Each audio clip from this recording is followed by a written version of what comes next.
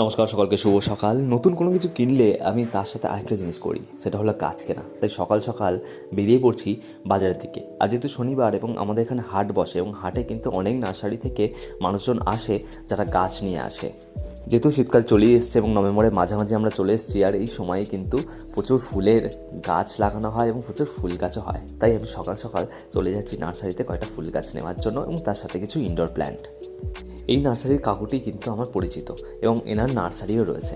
তাই আজকে এনার কাছে আমি চলে এসেছি কয়েকটা গাছ নেওয়ার জন্য। সব গাছের নাম জানা বা সব গাছের সম্পর্কে আইডিয়া কিন্তু আমারও নেই। আমি তাই যখন গাছ কিনতে যাই এনাদের সাথে কথা বলেই কোন গাছটা ভালো বা খারাপ হবে বা কোন গাছটা বাঁচবে, বাঁচাতে পারবো, সেই মতোই গাছ নিই।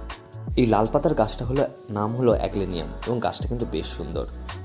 আজ শনিবারের এই বাজারে কিন্তু আমাদের এখানে প্রচুর নার্সারিতে প্রচুর গাছ বিক্রি হয়, এবং সেটা কেনার জন্য কিন্তু প্রচুর মানুষজন আসে। দেখে ভালো লাগে।